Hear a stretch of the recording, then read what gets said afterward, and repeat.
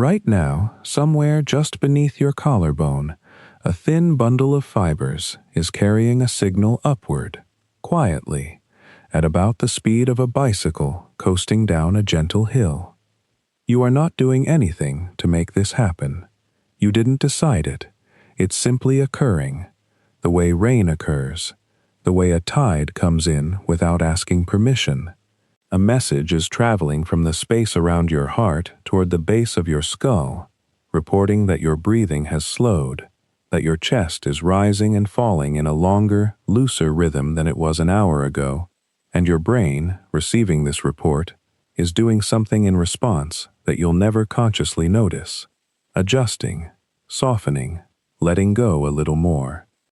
This is your nervous system, doing what it has done every second of every day since a few weeks after you were conceived, and what it will keep doing tonight while your attention drifts elsewhere, maybe toward sleep, maybe toward nothing in particular. Over the hours ahead, that's what we're going to spend our time with. Not exercise, not memory tricks, not some 5-step plan for optimizing anything, just the nervous system itself. This strange, ancient, electrically humming structure that somehow produces the sensation of being you, of noticing a texture under your fingertips, of feeling warm or tired or comforted, of hearing my voice right now as sound waves become something like meaning inside your skull. We're going to move through it slowly, cell by cell, almost, signal by signal.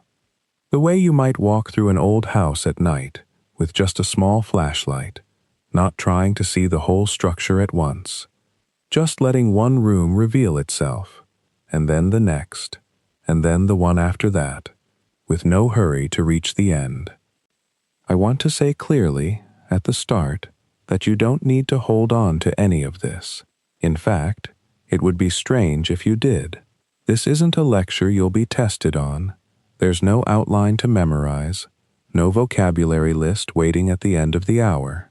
If you find your thoughts sliding away from what I'm saying, into some fragment of a dream, or into that particular blank, warm static that comes right before sleep, that's not a failure of attention.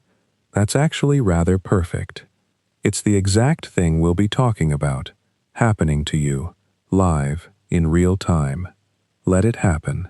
If you drift and miss 10 minutes or 30, none of it is lost, because I'm not building towards some single crucial fact you can't afford to skip. I'm just going to keep talking, quietly, about a subject large enough that no one has ever fully finished exploring it, and you're welcome to come and go from it as your body decides. So, loosely, here's where we're headed, though you don't need to hold this in mind either. Think of it more like the outline of a coastline seen from very far away, just enough to know there's a shape, without needing to trace every inlet. We'll start small, smaller than small, really, down at the level of a single neuron, one cell among the roughly 86 billion that make up the human brain, plus many billions more, scattered through the spinal cord and the rest of the body. We'll sit with what a neuron actually looks like, if you could shrink yourself down and stand beside one. This strange, root-like structure, with branches reaching out in every direction, a long cable-like extension, called an axon, running off toward some distant destination, sometimes disappearingly short, sometimes, as with certain neurons running from your lower spine down to your big toe, over a meter long, longer than the neuron's own cell body, by a factor of thousands upon thousands. We'll talk about how these cells hold a tiny electrical charge across their outer membrane, a voltage difference smaller than what powers a hearing aid, and how, when that charge suddenly flips, a wave of change goes rippling down the length of the cell, faster in some neurons than others, this being what we call, when it finally happens, a nerve impulse. From there, we'll drift toward the gaps between neurons, these impossibly small spaces called synapses, so narrow that if a neuron were the size of a house, The gap between it and its neighbor might be thinner than a coat of paint. We'll talk about how a signal can't actually jump across that gap as electricity. It has to change form. It becomes a chemical instead. A tiny burst of molecules released into that gap, drifting across in a fraction of a second, docking onto the next cell like a key finding its lock. And we'll spend some real time with a few of these chemical messengers by name: serotonin, dopamine, acetylcholine, GABA. Not to memorize them, but just to get a feel for their different personalities, the different moods and functions they tend to be involved in, the way you might get a feel for different characters in a very long, very old story. Later, and I mean much later, there's no rush. We'll follow signals out from the brain into the body. We'll talk about the spinal cord as a kind of relay station, a long tube of nervous tissue about as thick as your finger, protected inside a column of small interlocking bones, carrying messages both up and down constantly, some of them so urgent that they never even make it to conscious awareness before the body has already responded. Pull your hand back from something hot, and by the time you notice the pain, your arm has often already moved. We'll sit with that gap, the space between doing and knowing, because it says something quite important about what the nervous system actually prioritizes, and it isn't always your conscious permission. We'll spend a good long while, too, on the part of the nervous system that almost never gets mentioned by name in daily life, even though it's working every second: the autonomic nervous system, the one responsible for that message I mentioned a moment ago, drifting up from your heart. This is the part that handles breathing rate, digestion, the size of your pupils, whether your palms are dry or faintly damp right now. We'll talk about its two great branches, often described as opposites, though the truth, as usual, is a little more layered and interesting than pure opposition. One branch generally associated with alertness and readiness, the other with rest, digestion, recovery, the kind of internal quiet that tends to arrive right around now, in the evening, in the dark, in a bed. And eventually, much further along, we'll turn toward the brain itself as a whole, not as a single command center, the way it's sometimes described, but more like a loose parliament of regions, each with its own history, its own specialty, some far older in evolutionary terms than others. We'll talk about a brainstem that looks, in cross-section, almost identical to the same structure in a lizard, quietly keeping your heart beating and your lungs filling, without any involvement from the parts of you that think in words. And we'll talk about the newer, wrinkled outer layer, the cortex, folded up like a walnut to fit an enormous surface area into a small space, the part most involved in language, in planning, in the sense of a personal story that stretches from your childhood up to this very moment, lying here, listening. None of this needs to arrive in your memory tonight in any organized form. You can let the shape blur, let the names slip past like station signs on a train you're not getting off at. What matters, if anything matters at all right now, is simply that you keep being carried along, gently, the way that message from your heart is still being carried up toward your brainstem this very second, still traveling, still arriving, without your help and without your worry. So let's begin then at the very beginning of the whole system, with a single cell, sitting quietly in the dark, waiting for a signal to arrive.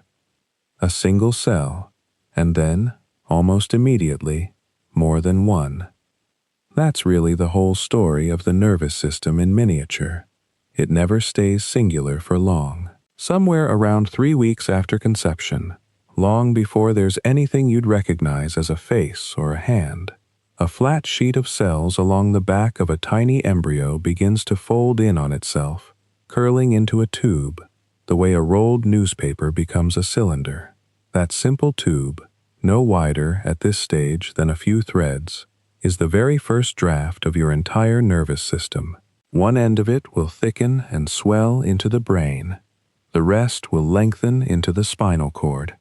And already, at this almost impossibly early moment, you can see the first hint of the biggest division the nervous system will ever make, an inside and an outside, a core, tucked safely within the skull and the protective ring of the spine, and everything else, the long, branching wires that will eventually reach all the way out to your fingertips, your toes, the surface of your skin, the walls of your gut. Anatomists eventually gave these two territories names, though the names themselves are almost embarrassingly plain once you know them. The brain and spinal cord together are called the central nervous system. Central, simply because they sit at the center, physically and functionally, the place where information is gathered, weighed, and decided upon. Everything outside that protected core, every nerve that travels through your neck, your arms, your abdomen, threading between muscles and around organs, is called the peripheral nervous system. Peripheral, from the Greek for the boundary of a circle, the rim rather than the center. It's not a hierarchy exactly, not really a matter of importance, more like the difference between a city's government buildings and the roads leading out from them in every direction. Without the roads, the decisions made downtown would never reach anyone. Without downtown, the roads would carry nothing worth carrying. You can let that image settle for a moment. Center and periphery, a capital, and the highways leading away from it, one of which is even now carrying a signal from your heartbeat toward your brainstem, exactly as it was a few minutes ago, exactly as it will keep doing, all night, without asking permission. Now, that peripheral system, all those roads leading out from the capital, turns out to split again, and this is where the shape of things starts to become genuinely useful to understand, rather than just a matter of vocabulary. Some of those peripheral nerves are involved in things you can consciously control, or at least consciously notice. If you wiggle a toe right now, and you don't have to, but if you did, the nerve carrying that command from your spinal cord out to the muscles in your foot belongs to what's called the somatic nervous system. Soma, an old Greek word for body, the visible, touchable, movable body. The somatic system also carries information the other direction, inward, the feeling of the sheets against your legs, the small pressure of a pillow under your head, the temperature of the air on any bit of skin left uncovered, voluntary muscle, and conscious sensation. That's the somatic branch, and it's the one most people imagine when they picture nerves at all, because it's the one most obviously tied to things we notice ourselves doing or feeling. But it's actually the smaller of the two branches in terms of sheer reach and constant activity. The other branch of the peripheral system runs the parts of you that were never really up for a vote. Nobody decided, this morning or any morning, to set their heart rate, or to trigger the wave of muscle contractions that moves food along the intestine, or to widen or narrow the pupils in response to the light in a room. All of that is handled by what's called the autonomic nervous system. Autonomic, meaning self-governing, a term coined by an English physiologist named John Langley a little over a century ago, when he was trying to describe a part of the nervous system that seemed to run its own affairs almost entirely independent of conscious will, which is a strange thing to sit with, honestly. Lying here in the dark, some enormous portion of what's keeping you alive at this very second is being managed by a system that doesn't check in with the part of you that's listening to this sentence. The autonomic system is the one most closely tied to how a body feels moment to moment, tense or loose, alert or drowsy, ready to bolt or ready to rest, and it does this through two further branches of its own, which is really the last layer of subdivision worth carrying with you tonight. One branch is the sympathetic nervous system, and despite the everyday meaning of the word sympathetic, This has nothing to do with kindness or emotional understanding. It comes instead from an old sense of the word meaning connected, in sync, parts affecting each other, because activating this branch tends to affect many systems of the body all at once, together, as a coordinated set: faster heartbeat, pupils widening to let in more light, blood shifting away from digestion and toward the large muscles of the arms and legs. It's the branch most active in moments that call for readiness, and it can switch on with startling speed. Think of the jolt of adrenaline from a car horn, or the way a sudden noise in a quiet house can make your whole body go alert before you've even consciously registered what the sound was. The other branch, its longtime companion, is the parasympathetic nervous system. Para, meaning alongside or beside, running in parallel with the sympathetic branch, generally tugging the body in the opposite direction.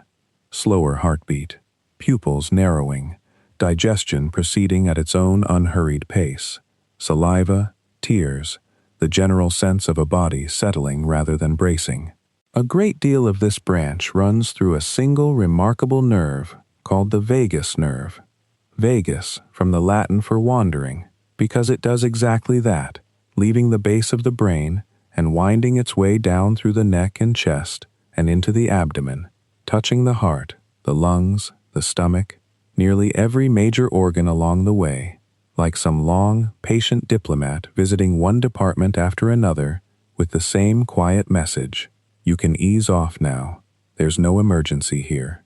It's tempting, and fairly common, to describe these two branches as simple opposites, a gas pedal and a brake. But the truth is a little more entangled than that. Both branches are usually active together, in different proportions, constantly adjusting, rather than one being fully off while the other is fully on. Still, the general tendency holds well enough to be useful. One branch leans toward readiness, the other leans toward rest. And it's the second one, the parasympathetic branch, that tends to gain the upper hand in exactly the kind of stillness you're in right now. There's one more branch worth mentioning before we let this particular map rest for a while, and it's an unusual one, because for a long time it didn't quite fit anywhere in the tidy diagram. It's called the enteric nervous system, enteric simply meaning related to the intestines, and it consists of a dense mesh of neurons woven directly into the walls of the gut. By some estimates, somewhere in the range of a few 100 million of them, roughly comparable to the number found in the spinal cord of a cat. This network can coordinate the wave-like squeezing of digestion largely on its own, even when the connection to the brain is cut, which is part of why it's sometimes given the somewhat playful nickname of a second brain, tucked away in the belly, running its own local operations. It communicates with the central nervous system, mostly by way of that same wandering vagus nerve, but it doesn't strictly need permission to do its job. So there's the shape of it, roughly. A central system tucked inside bone, and a peripheral system branching out from it. One part handling the body you can move and feel on purpose, the other quietly running the body underneath all of that, itself divided into a branch built for readiness and a branch built for rest, with a whole separate mesh of neurons humming away in the gut, largely minding its own business. None of it needs to be filed away tonight in any particular order.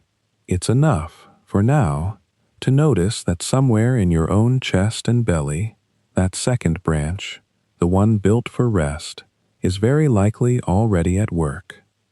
Let it work then, while we shrink the whole picture down to something much smaller. All of this, the branching, the readiness, the rest, the gut quietly managing its own affairs, all of it is built out of individual cells, and it's worth spending some time with those cells themselves, slowly, the way you might turn a smooth stone over in your palm before setting it down. The main cell of the nervous system is called the neuron, and for a surprisingly long stretch of scientific history, nobody was entirely sure it was a separate cell at all.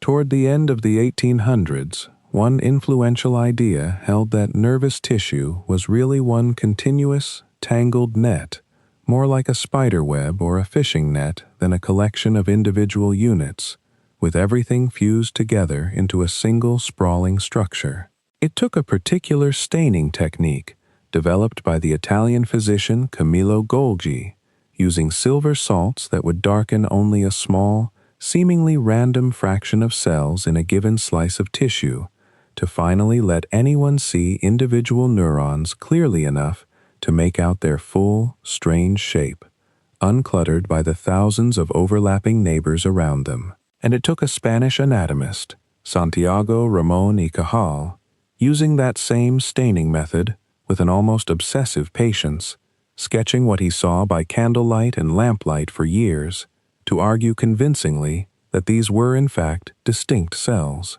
separate units, each with its own boundary, its own tiny gap between itself and the next one, rather than one continuous fused web. The strange irony of the story is that Golgi and Cajal shared the Nobel Prize in 1906 for this work, while holding and defending in their acceptance speeches opposite views about what their shared staining method actually revealed. Cajal turned out to be right. Neurons are individual cells, but they are shaped in a way that made that fact genuinely hard to see at first, because their whole design is built around reaching toward one another. Picture, if it helps, a small tree in winter, bare of leaves, with a thick central trunk and a crown of branches spreading outward and upward. A neuron has a body, sometimes called the soma, which is roughly the trunk. It's where the nucleus lives, where much of the cell's basic housekeeping happens, the same sort of housekeeping any other cell in your body needs to do to stay alive. Branching out from that body in one direction are the dendrites, and the word itself comes from the Greek for tree, dendron, because early anatomists thought they looked exactly like the crown of a small, leafless tree, splitting and splitting again into finer and finer branches. Dendrites are built for listening. Their whole surface is covered in tiny, specialized points of contact, and their job is to receive signals arriving from other neurons, gathering them the way the branches of a tree gather rain, funneling that accumulated moisture back down toward the trunk. Then, extending out from the body in a different direction, usually just one, is the axon. If dendrites are the tree's branching crown, the axon is more like a single root, or perhaps a long, thin cable running away from the trunk toward some distant destination. Some axons are extraordinarily short, connecting to a neighboring cell almost immediately. Others are almost startlingly long. A single axon controlling a muscle in your foot might stretch the better part of a meter, from a cell body sitting near your lower spine all the way down to the tips of your toes, an immense distance for a structure that begins as a single, microscopic cell. Where dendrites are built for listening, the axon is built for speaking. It carries the neuron's own signal outward, away from the body, toward whatever comes next. Another neuron's waiting dendrites, or perhaps a muscle fiber, or a gland. The signal itself is an electrical event, a brief, traveling change in the cell's voltage, which will get its own quiet attention a little later on. For now, it's enough to hold the shape in your mind, a body, a branching crown of dendrites gathering signals in, and a single long axon carrying a signal back out, usually ending in a small cluster of branches of its own, so that one neuron's output can actually reach many other neurons at once, not just one. That's the general architecture, though nature, as it tends to do, plays with the theme rather than repeating it identically everywhere. Some neurons have dendrites so short and modest they're barely noticeable. Others have dendritic trees so dense and elaborately branched, especially in certain regions of the brain, that a single neuron might receive input from tens of thousands of other cells at once, an astonishing amount of incoming information converging on one small trunk. Shape, in the nervous system, tends to follow function rather closely, and a neuron whose job is to gather and integrate a great deal of incoming information will typically look, under a microscope, exactly like what it is: a small, richly branching thicket, built for listening in every direction at once. But if you were to look at an actual slice of brain or spinal cord tissue under a microscope, neurons would not be the only cells staring back at you. In fact, they wouldn't even be the majority. Woven in among the neurons, filling nearly all of the remaining space, is another whole population of cells known collectively as glia, from the Greek word for glue, because when they were first noticed, in the middle of the 19th century, by the German pathologist Rudolf Virchow, they seemed to be little more than a kind of packing material, a passive substance holding the more important, more electrically active neurons in place, the way glue holds the pieces of a broken vase together without doing anything especially interesting on its own. It was, as it turns out, a considerable underestimate, one that took the better part of a century to correct. There are several distinct kinds of glial cells, each with its own particular job, and it's worth meeting a few of them by name, gently, the way you might be introduced to the various neighbors on a quiet street. There are astrocytes, star-shaped cells.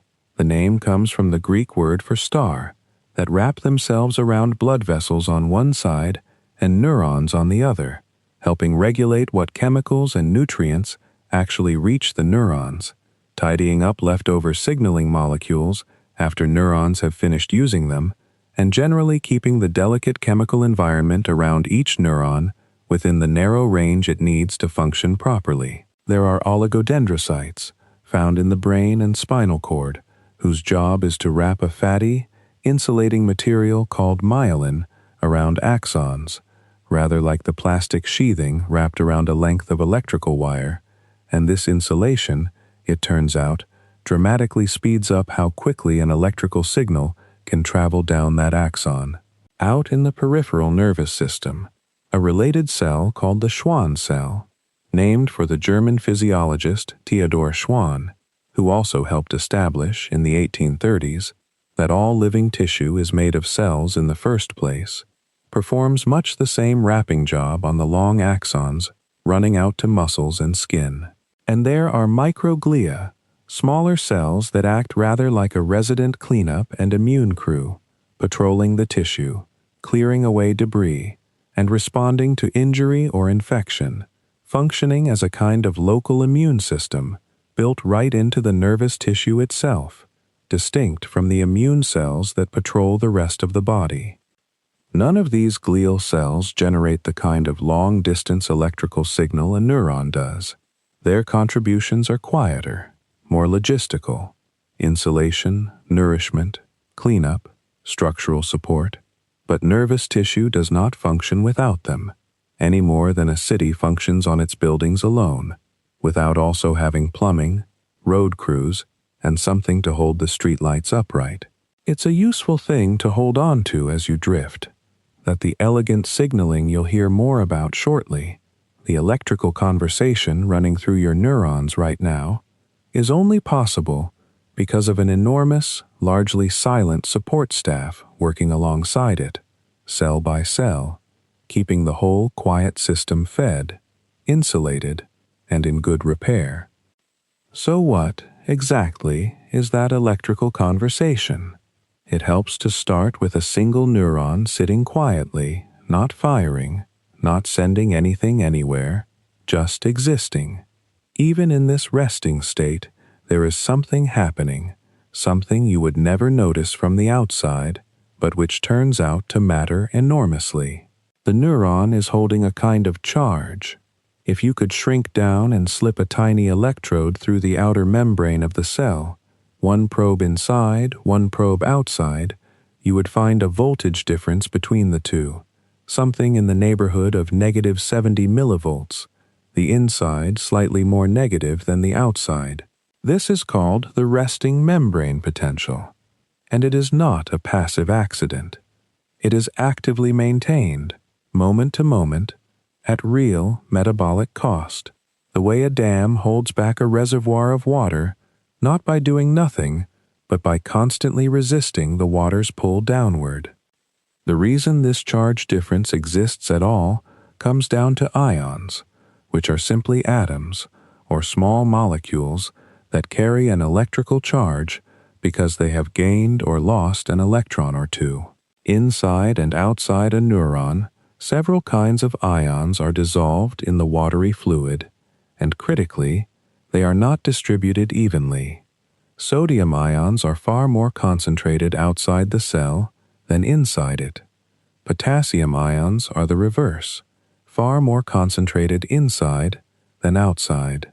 There are also negatively charged proteins and other molecules trapped inside the cell that cannot easily cross the membrane at all. This unevenness, this gradient, is the raw material the whole nervous system runs on, and it is worth pausing on how strange that is if you think about it slowly enough. A gradient like this represents stored energy, not unlike water held up behind a dam or a stretched spring. Nature does not create this kind of orderliness for free. The cell has to build it and then keep rebuilding it, continuously, for as long as it wants to remain alive and responsive. The tool that builds this gradient is a small protein embedded in the cell membrane called the sodium-potassium pump, and it does something almost tirelessly repetitive. It grabs 3 sodium ions from inside the cell, pushes them out, and in exchange pulls 2 potassium ions in from outside, and it does this again, and again, and again, burning a steady supply of cellular fuel to keep doing it, because both kinds of ions are constantly leaking back the other way through separate channels, tiny pores in the membrane that let them trickle down their gradients whenever those channels happen to be open. It is a bit like bailing water out of a slowly leaking boat. The leak never fully stops, so the bailing never fully stops either, and the resting potential you measured earlier is really the settled outcome of this ongoing tug-of-war. Pumps pushing ions one way, leak channels letting them drift back the other, the whole system arriving at a kind of dynamic balance rather than a static one. The physiologist Julius Bernstein proposed the outline of this membrane idea back in the early years of the 20th century, reasoning from careful experiments on frog nerves that something about the cell membrane itself must be responsible for the electrical properties of living tissue, decades before anyone had the tools to actually watch individual ions move. It would take until the middle of that century and a rather unusual research subject to really nail down the mechanism.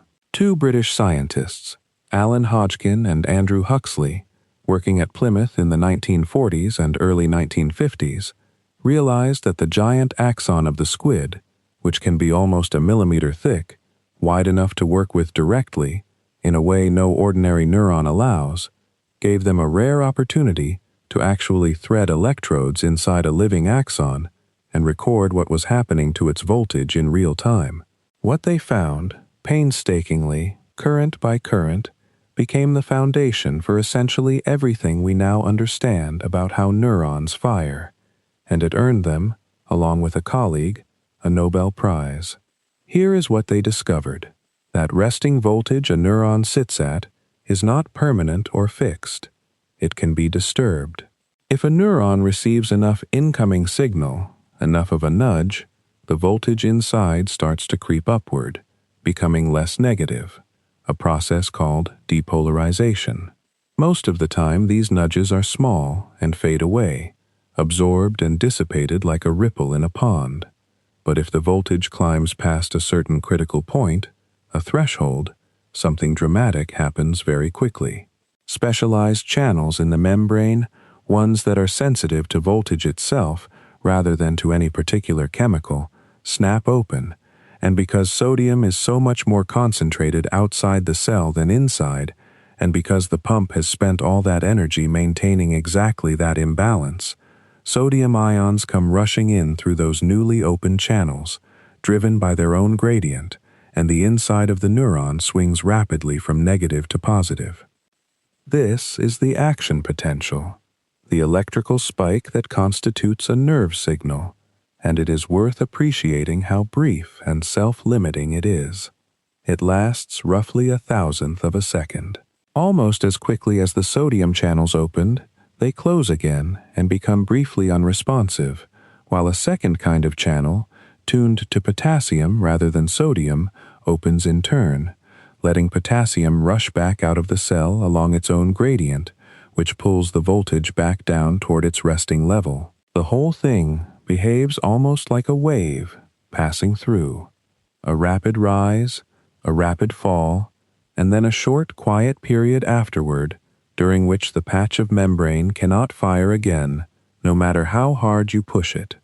A kind of built-in cool-down, called the refractory period, which turns out to be important for a reason we'll come back to. What makes an action potential especially elegant is that it is not graded. A stronger stimulus does not produce a bigger spike. Once the threshold is crossed, the spike that follows is essentially the same size every time, an all-or-nothing event, the way a toilet either flushes or does not, regardless of how gently or firmly you press the handle, as long as you pressed hard enough to trigger it at all. Information about intensity gets carried instead in how frequently these identical spikes fire, one after another, rather than in the size of any single spike. And crucially, this spike does not stay put. Once one patch of axon membrane fires, the local change in voltage is enough to nudge the immediately neighboring patch of membrane past its own threshold, which fires in turn, which nudges the next patch, and so the action potential travels, regenerating itself continuously along the length of the axon, like a line of dominoes falling one after another, each one triggering the next rather than any single push carrying all the way down the line. This is also why the signal only travels in one direction, rather than doubling back on itself, since the patch of membrane just behind the spike is still sitting in that brief refractory cooldown, unable to fire again so soon, which keeps the wave moving steadily forward, rather than sloshing back and forth. Left entirely bare, this domino-like process is workable but slow, and it is here that myelin, that fatty insulating wrap laid down by oligodendrocytes and Schwann cells, earns its keep. Myelin is not laid down as one continuous sleeve. It comes in segments, with small uncovered gaps left in between, called the nodes of Ranvier, after the French anatomist Louis-Antoine Ranvier, who first described them under the microscope in the 1870s, without yet knowing quite what purpose they served. Because the myelin-covered stretches are electrically insulated, the voltage change generated at one node can spread almost instantly along the axon's interior to the next node, skipping over the insulated segment entirely rather than regenerating step by step along every inch of membrane. The action potential then fires anew at that next bare node and again at the one after that, appearing to leap from node to node down the length of the axon. This leaping pattern, called saltatory conduction, from the Latin word for jumping, allows a myelinated axon to conduct a signal many times faster than a bare one of the same width, which is part of why damage to myelin, as happens in conditions like multiple sclerosis, can so profoundly disrupt how quickly and reliably signals move through the nervous system. But even the fastest, most efficiently insulated axon eventually runs out of road.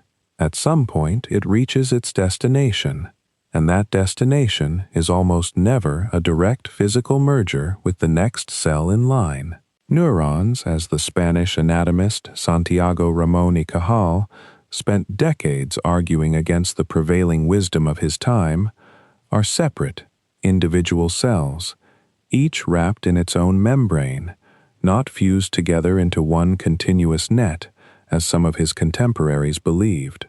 Between the end of one neuron and the beginning of the next lies a gap, vanishingly small, only about 20 billionths of a meter across, but a real physical gap nonetheless. This gap is called the synapse, and it is here, at this tiny crossing point, that the entire character of nervous system communication changes. Everything up to this point has been electrical, a matter of charged particles moving through channels, of voltage rising and falling along a membrane. But electricity cannot leap across empty space, not reliably, not in the way biology needs it to. So the nervous system, faced with this gap, does not try to force the electrical signal to jump it. Instead, it translates the signal into a different language entirely, a chemical one, and then translates it back into electricity on the other side. The neuron sending the signal is called the presynaptic cell, and the neuron or muscle or gland receiving it is called the postsynaptic cell.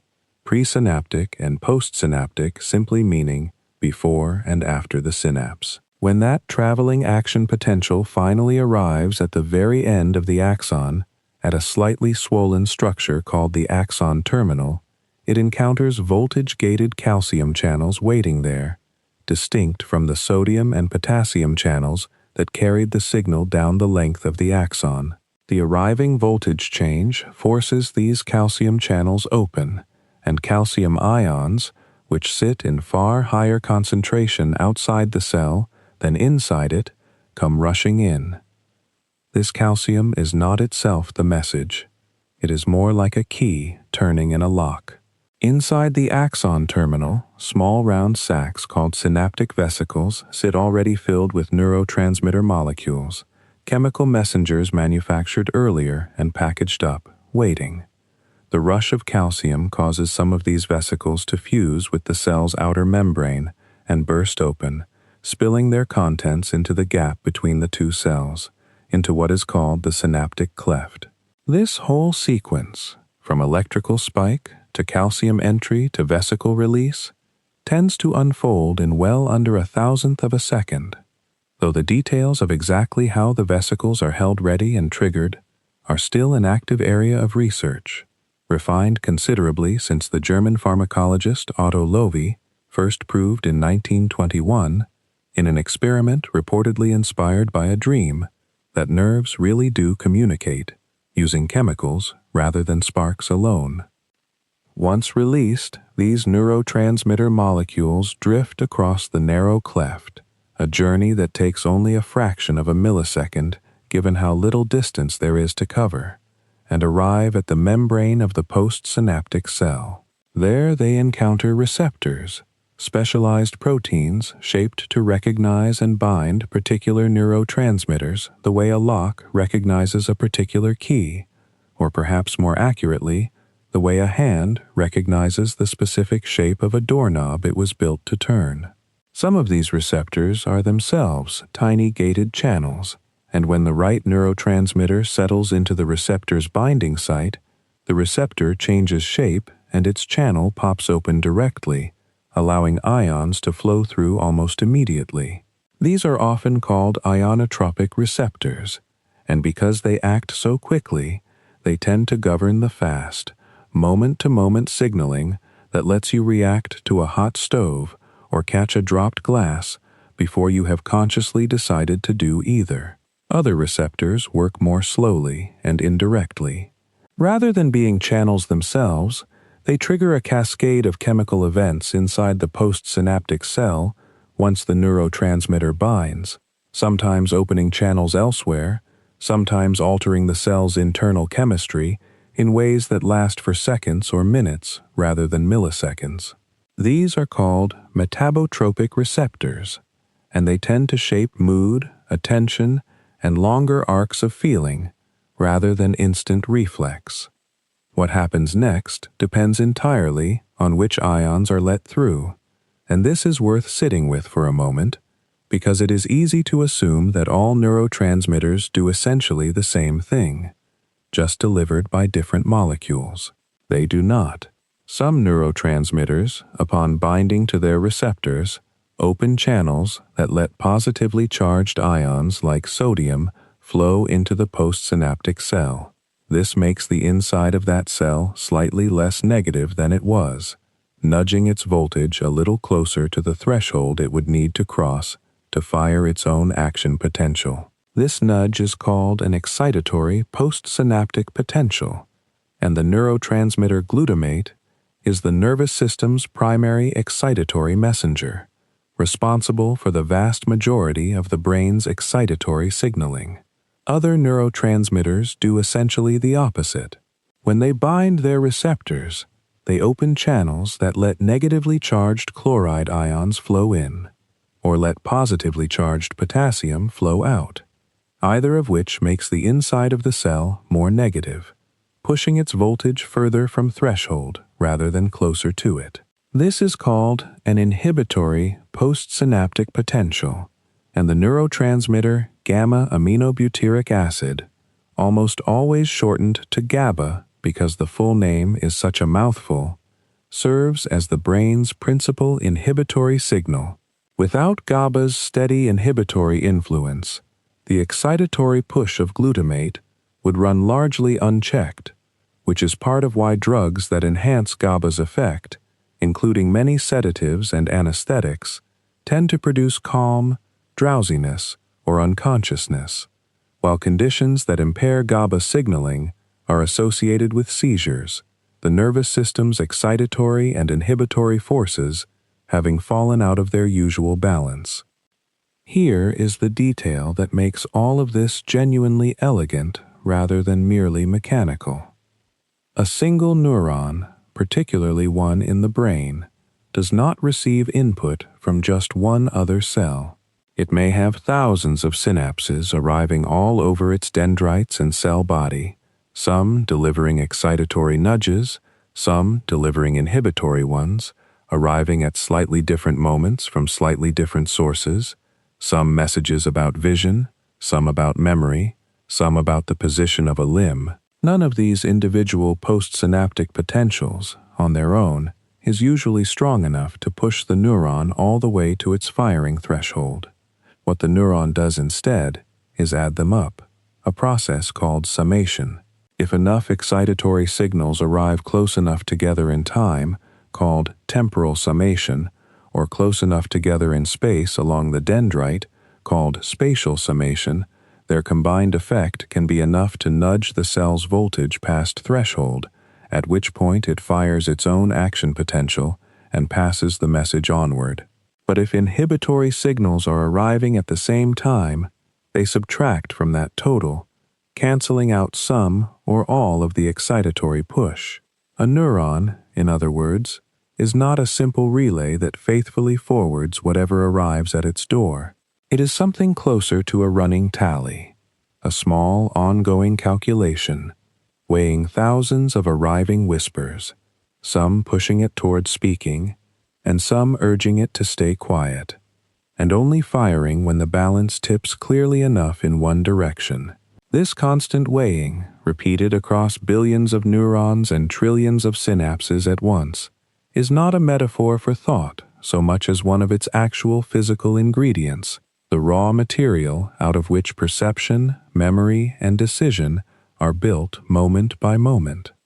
Once a neurotransmitter has done its job, delivering its message and nudging the postsynaptic voltage one way or the other, it does not simply linger in the synaptic cleft indefinitely. If it did, the receptor would remain occupied, and the signal would smear into an unbroken hum rather than staying crisp and distinct. So the nervous system clears the cleft quickly, through a few different routes worth knowing about, since so much of how the mind can be changed by chemistry runs directly through them. Some of that clearing happens through simple reuptake, where the very cell that released the neurotransmitter pulls it back in through specialized transporter proteins, recycling the molecule for future use, the way a stagehand quietly gathers up props after a scene has ended. Some of it happens through enzymes waiting in the cleft itself, cutting the neurotransmitter into inactive pieces almost the instant it arrives, an approach the synapse uses for acetylcholine in particular, and some of it happens simply through diffusion, the molecule drifting away from the receptors until its concentration is too thin to matter. Each of these routes, reuptake, enzymatic breakdown, diffusion, becomes a lever that chemistry can pull on, which is part of why so many medications and so many drugs used outside of medicine work by blocking or slowing one of these clearance mechanisms rather than by adding some entirely foreign signal to the brain. But underneath all of this signaling, all of this careful chemistry of sending and receiving and clearing away, is a more basic question, one the nervous system had to solve before it could do anything else. How does a change in the world outside the body become a signal inside it in the first place? How does warmth on skin, or a shift in balance, or a wavelength of light become the electrical language that neurons speak? The general answer is a process called transduction, and it is worth sitting with for a moment because the same basic logic repeats itself, with variations, across every one of the senses.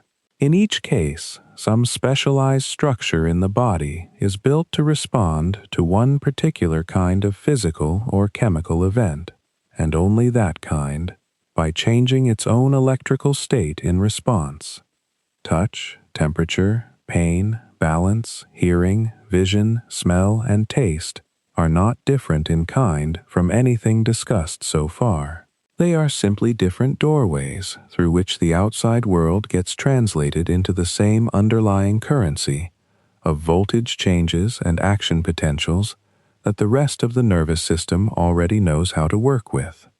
Take touch first, since it is perhaps the easiest to feel your way into, in the most literal sense. Scattered through the skin are several distinct types of receptors, each tuned to a different quality of mechanical pressure. Some, called Merkel cells, sit near the surface and respond to steady, sustained pressure, the kind involved in reading fine detail with a fingertip. Others, called Meissner's corpuscles, sit just beneath them and respond to light, quickly changing touch, the kind that lets you notice a fabric sliding across your skin. Deeper still are the Pacinian corpuscles, which look, under a microscope, almost like a cut onion, layer wrapped around layer around a single nerve ending.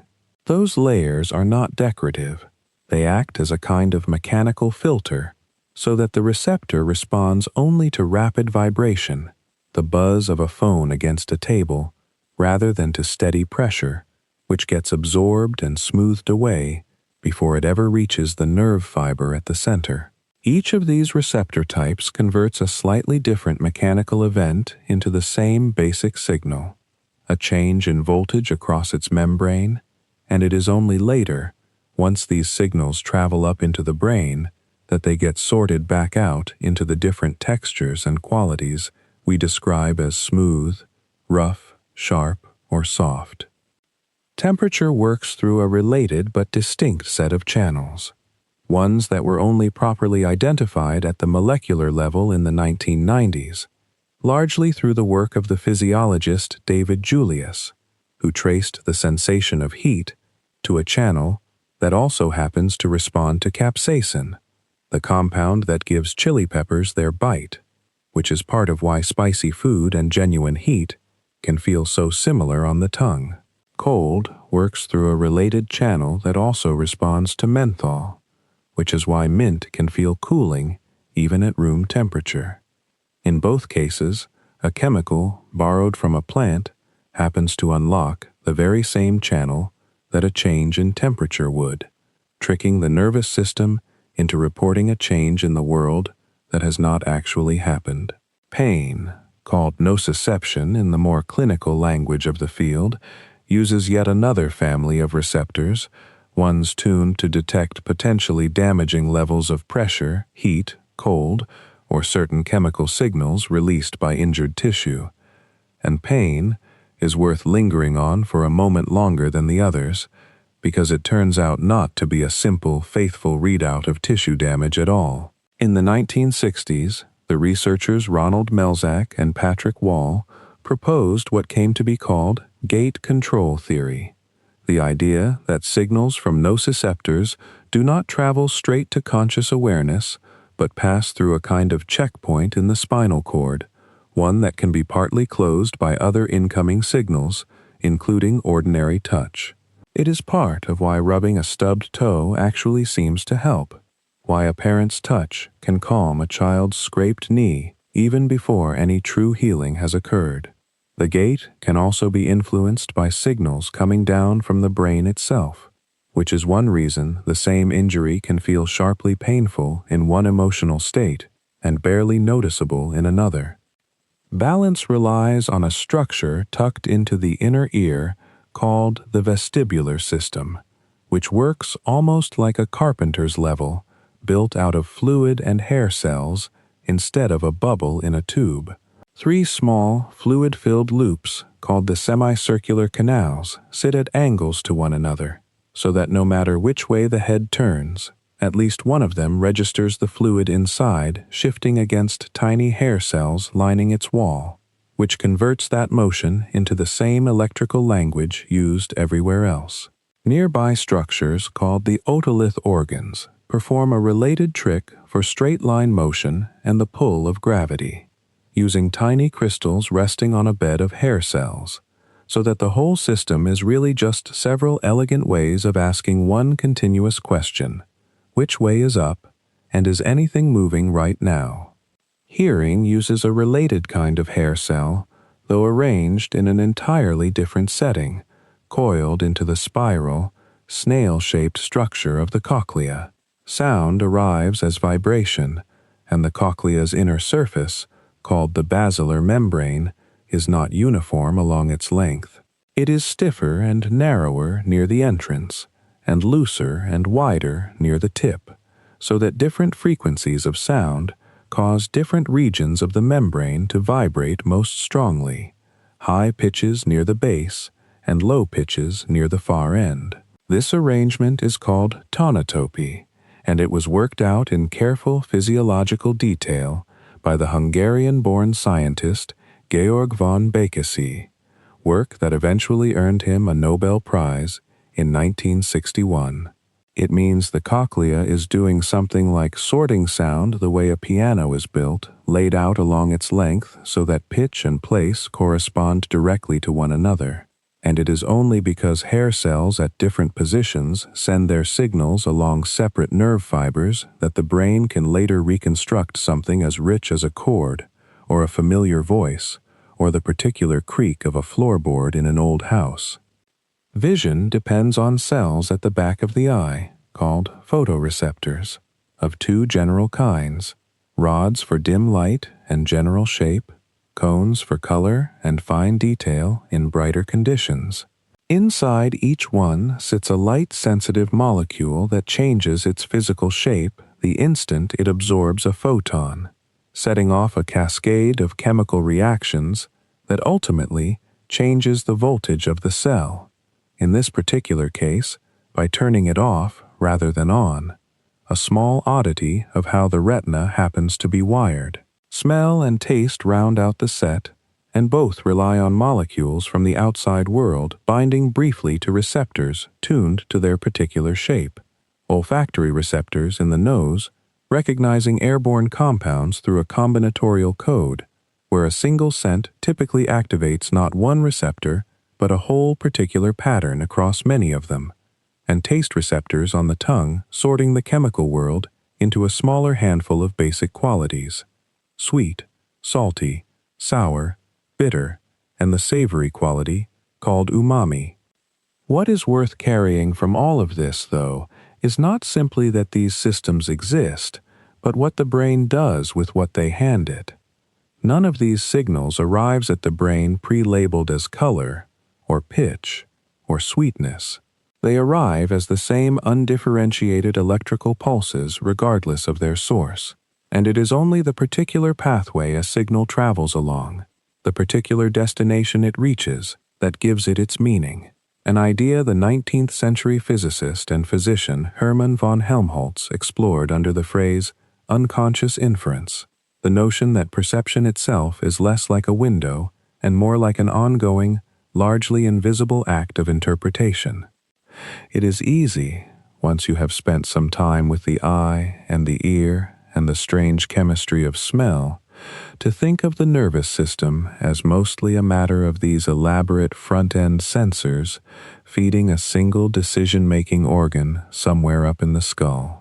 But a great deal of the interesting work happens well before any signal reaches the brain at all, in a structure that people often think of as nothing more than a cable, the spinal cord, a soft column of tissue perhaps as thick as a finger, running from the base of the skull down through a protective tunnel of bone formed by the vertebrae, ending, in most adults, somewhere around the level of the first or second lumbar vertebra, well short of where the bony spine itself ends, tapering into a delicate horsetail of nerve roots that continue on alone. If you were to slice through the spinal cord and look at the cut end, you would find an arrangement that seems almost deliberately reversed compared to the brain sitting above it. In the brain, the gray matter, the part dense with the neuron cell bodies, sits on the outside, wrapped around a core of white matter, the long, fatty sheathed fibers that carry signals over distance. In the spinal cord, this is flipped. Gray matter sits at the center, arranged in a shape that in cross-section looks something like a butterfly, or in letter H, and white matter surrounds it, forming the outer rim. That white matter is organized into distinct columns and tracts, some carrying information up toward the brain, others carrying commands down from it, bundled together with a kind of orderliness that 19th century anatomists spent decades working out fiber by fiber, tract by tract, largely by observing what stopped working when a particular pathway was damaged by injury or disease.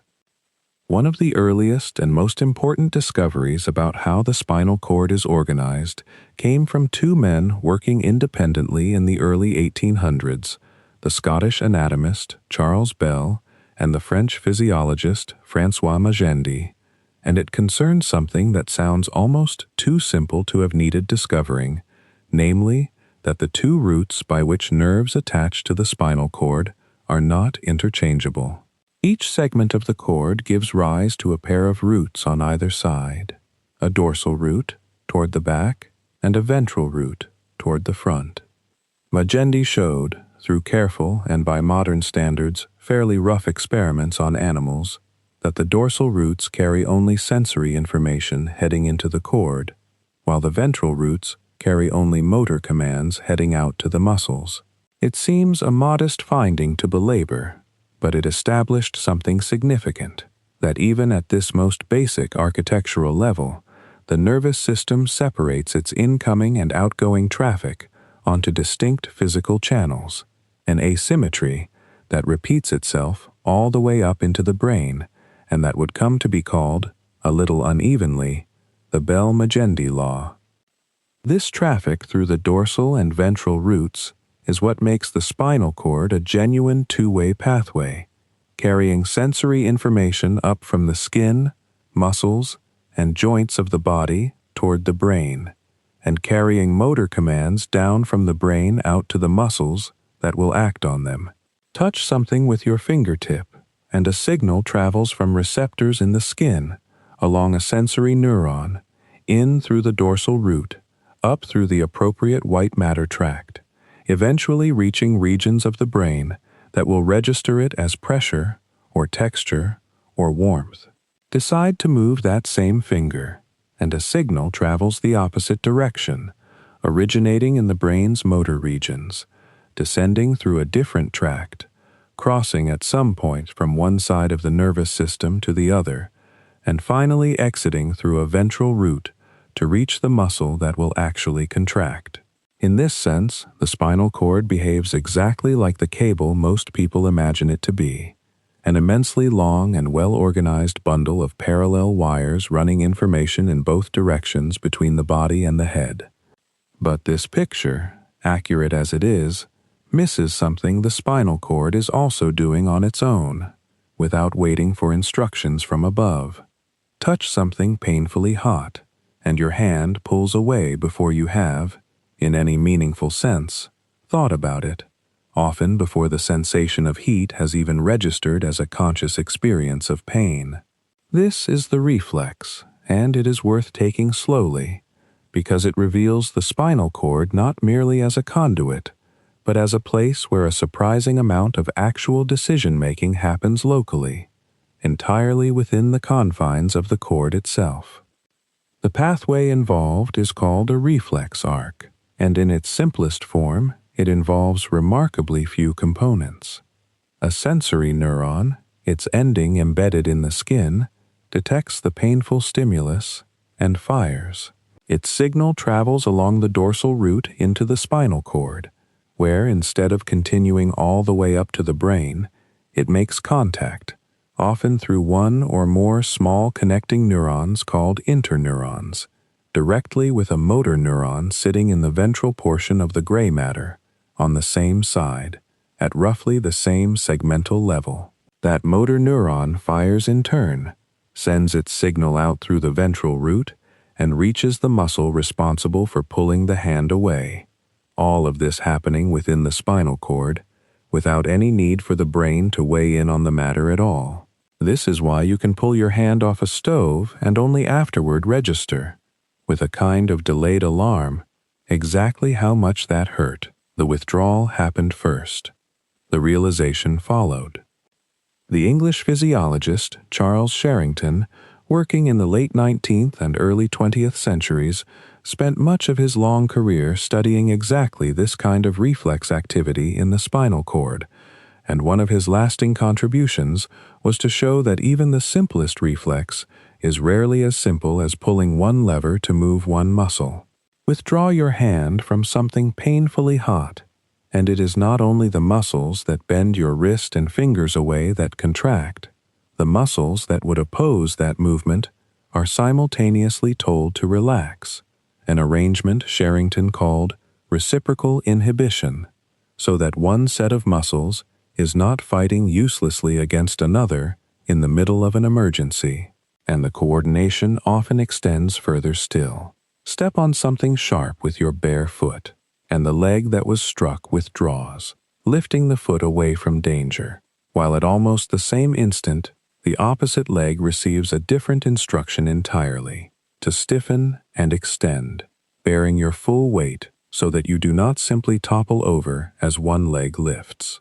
This is called the crossed extensor reflex, and it depends on interneurons carrying the signal not just to motor neurons on the same side of the cord, but across the midline to the other side as well. A small but elegant piece of built-in engineering, ensuring that a reflex meant to protect one limb does not come at the cost of your balance.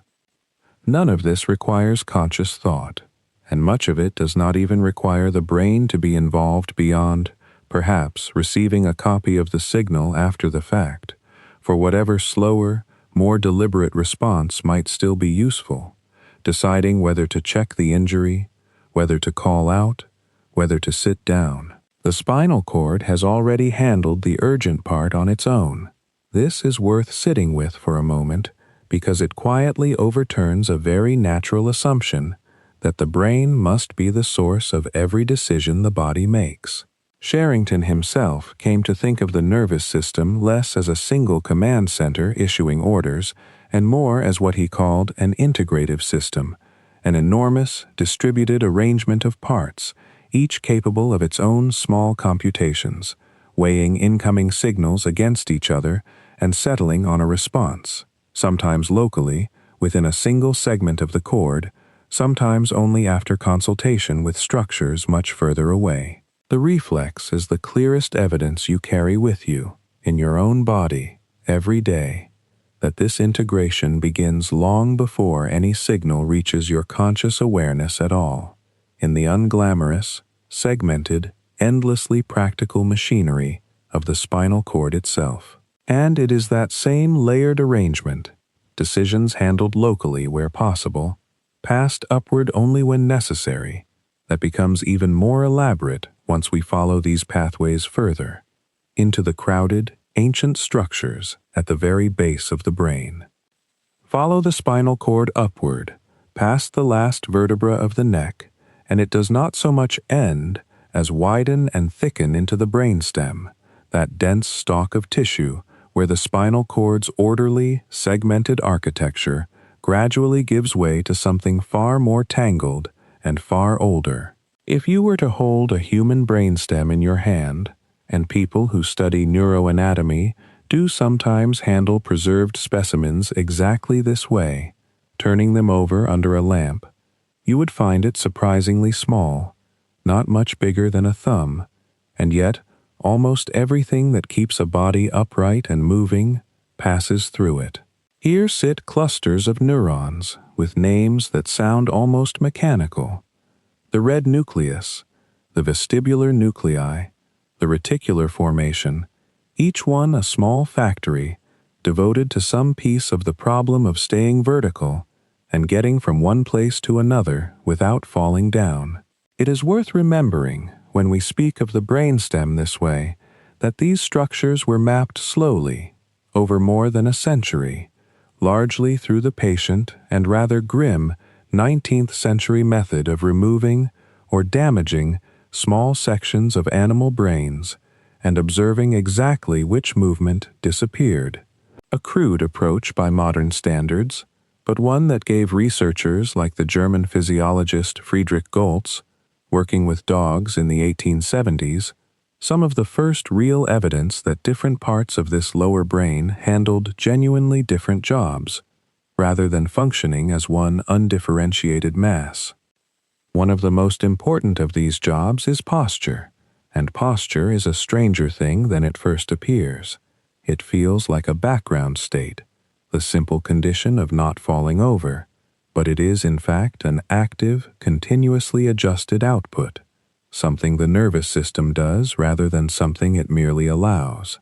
Standing still, apparently motionless, your body is in fact swaying very slightly, a gentle drift that researchers call postural sway, and this sway is being corrected almost constantly by signals traveling from your inner ear, from stretch receptors in your muscles, from pressure sensors in the soles of your feet, all converging on brainstem nuclei that compute, many times each second, exactly how much tension each major muscle group needs in order to keep your center of gravity where it belongs. You never notice this happening, in the same way you never notice your heart choosing when to beat, and that is rather the point. The nervous system reserves conscious attention for problems that require judgment, and treats the maintenance of an upright skeleton as something closer to a reflex, fast, automatic, running quietly underneath whatever you happen to be thinking about instead. From the brainstem, motor commands descend further, into the spinal cord itself, along several distinct pathways, but eventually they must reach their destination, and that destination is always the same kind of cell, the motor neuron, sitting in the spinal cord with its long axon reaching out to a muscle. Every motor neuron connects to a cluster of individual muscle fibers, and together this pairing is called a motor unit, a term coined by Sherrington, the same physiologist whose work on reflexes we followed a moment ago. What makes the motor unit such an elegant idea is its simplicity. A motor neuron either fires or it does not, and when it fires, every fiber it connects to contracts together, all or nothing, no partial effort, no hesitation. The subtlety of movement, the difference between gently lifting a teacup and forcefully swinging a hammer, comes not from any single motor neuron working harder, but from how many motor units are recruited at once, and how quickly they fire in sequence, a kind of democratic pooling of many simple, binary decisions into something that ends up feeling smooth and continuous. But knowing which muscles to activate is only half the problem, because a body in motion is a body that keeps changing the conditions under which the next instant of motion must occur. Reach for a glass of water, and the muscles in your arm must fire in a particular sequence. But the moment your hand actually touches the glass, everything about the mechanical situation shifts. The resistance, the weight, the balance point, and the movement has to adjust accordingly, often faster than any signal could travel from your hand back up to your brain and down again in time to matter. This is where the cerebellum enters the story, tucked beneath the back of the brain like a small, densely folded second brain of its own, and despite its modest size, it holds, by some estimates, more individual neurons than the rest of the brain combined, an astonishing fact that puzzled researchers for a long time, since damage to the cerebellum does not stop movement altogether, the way damage to the motor neurons themselves would. Instead, cerebellar damage produces something stranger, movements that are technically possible but poorly timed, poorly scaled, overshooting a target or falling short of it, trembling on approach, a condition called ataxia. What this tells us is that the cerebellum is not choosing whether to move, or even fundamentally what to do, but refining how a movement unfolds once it has already been decided elsewhere, comparing the movement that was intended against the movement that is actually happening, moment by moment, using sensory feedback from the muscles and joints, and quietly correcting the difference before you ever notice a mistake occurred. There is a particularly useful way of thinking about what the cerebellum seems to be doing, developed by researchers over the second half of the 20th century, which is to treat it as a kind of prediction machine, constantly generating an internal forecast of what a given movement should feel like as it unfolds, then comparing that forecast against the sensory information actually arriving from the body. When the two match, nothing further needs to happen. When they diverge, even slightly, the cerebellum issues a correction, faster and more precisely than conscious awareness could manage on its own. This is why a practiced pianist can play a fast passage without looking at their hands, and why an unexpected obstacle in your path, a curb you did not see coming, produces an almost instantaneous adjustment in your stride, long before you have consciously registered that anything was there. The cerebellum, in a sense, has already run the scenario ahead of time and is simply catching the small gap between prediction and reality. Working alongside all of this, deep within the forebrain, are a different set of structures altogether, known collectively as the basal ganglia, a group of interconnected nuclei whose job seems to concern not the fine-tuning of movement, but something more like the selection of it, the decision of which movement, among many available options, ought to be allowed to proceed at all. Think of standing in a doorway with several tasks competing for your attention, reaching for a light switch, stepping forward, turning to speak, and somehow only one of these unfolds smoothly, while the others remain, for the moment, unexecuted possibilities. Something has to gate that selection, allowing one motor plan through while suppressing the rest, and the basal ganglia appear to perform exactly this kind of filtering, releasing the brakes on a chosen action and keeping them firmly applied to its competitors. This is also, incidentally, why disorders of the basal ganglia produce such distinctive and seemingly opposite symptoms. Parkinson's disease, in which movements become slow and difficult to initiate, as though the gate will not fully open, and Huntington's disease, in which unwanted movements intrude and cannot be suppressed, as though the gate has been left ajar. James Parkinson himself, an English surgeon writing in 1817, described the shaking palsy he observed in patients on the streets of London long before anyone understood the small, deep structures responsible, working only from careful, patient observation of how people walked, how they held themselves, how a tremor might appear at rest and vanish, oddly, the moment a deliberate movement began. What all of these systems share, the spinal reflexes we followed earlier, the postural adjustments of the brainstem, the predictive corrections of the cerebellum, the gatekeeping of the basal ganglia, is a kind of humility built into their design, a recognition, encoded directly into the architecture of the nervous system, that no single plan for movement, however carefully formed, will survive first contact with the world unaltered. Movement, then, is never really one clean signal traveling downward from thought to muscle. It is a negotiation, conducted continuously, between intention and feedback, and it is that same negotiation, extended outward from the muscles into the wider senses that inform it, that leads naturally into the question of how the body comes to know, without ever looking, exactly where each of its own limbs happens to be.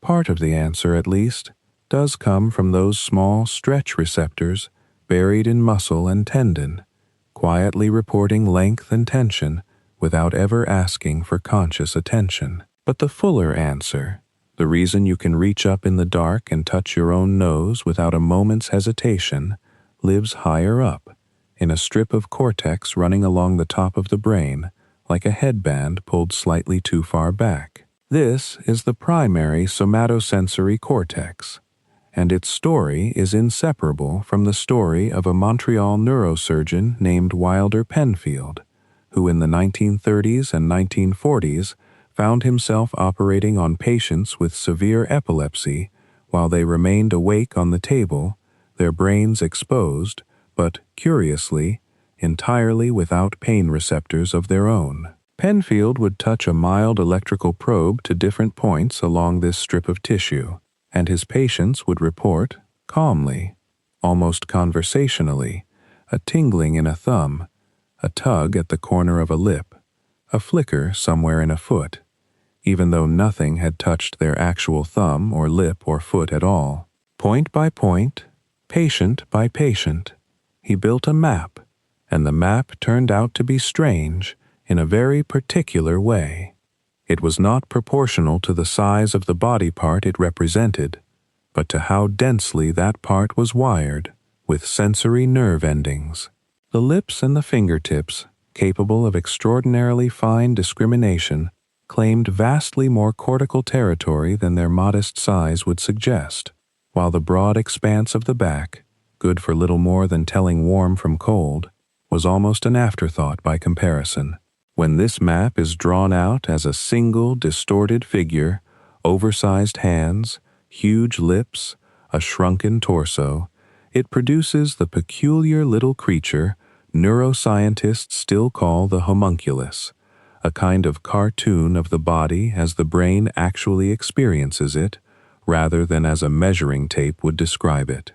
Just in front of this sensory strip sits its close neighbor and near mirror image, the primary motor cortex, organized along strikingly similar lines, though here the map governs not what is felt but what is moved, and again the fingers and the muscles of the mouth and tongue, capable of the most intricate and dexterous work, take up territory wildly out of proportion to their physical size. Together, these two strips form a kind of border crossing between the represented body and the physical one, and it is tempting, looking at Penfield's tidy diagrams, to imagine the rest of the cortex, organized just as neatly, each mental faculty assigned its own labeled province, language here, emotion there, decision-making somewhere else entirely.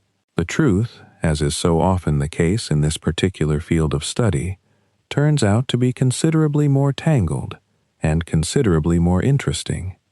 Move forward from the motor strip into the frontal lobes, and you enter territory less concerned with movement itself than with the question of which movement, out of everything possible, is worth making at all. This is where planning happens, where competing options get weighed against consequences that have not occurred yet, where a person decides to save money instead of spending it, or to hold their tongue instead of saying the sharp thing sitting right at the front of their mind. The clearest illustration of what this region does, precisely because it shows so vividly what happens when it stops doing it, comes from an incident in 1848 when a railroad foreman named Phineas Gage was packing explosive powder into a drill hole in Vermont, and an iron rod, 3.5 feet long, shot upward through his left cheek, behind his eye, and out through the top of his skull.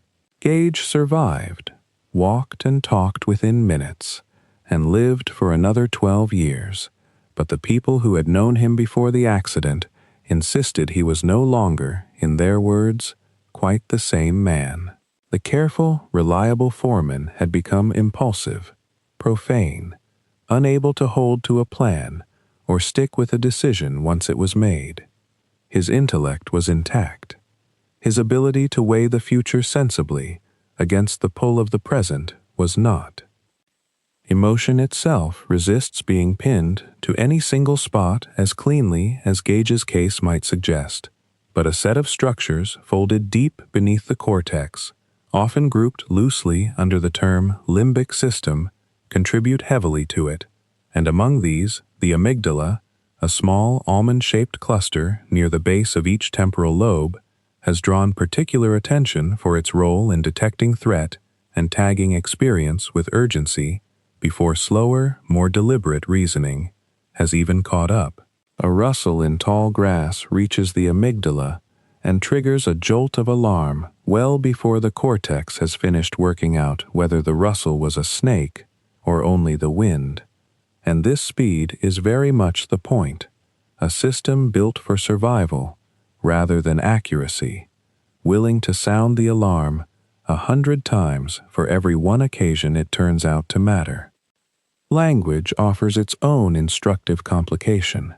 In 1861, a French physician named Paul Broca examined a patient known to history mostly by the sound he was still able to make, tan, since that single syllable, repeated in various tones, was nearly all the language left to him after a stroke, though his ability to understand what others said to him remained largely untouched. After the man died, Broca examined his brain and found damage concentrated in a small region of the left frontal lobe, now named for him, associated ever since with the physical production of speech.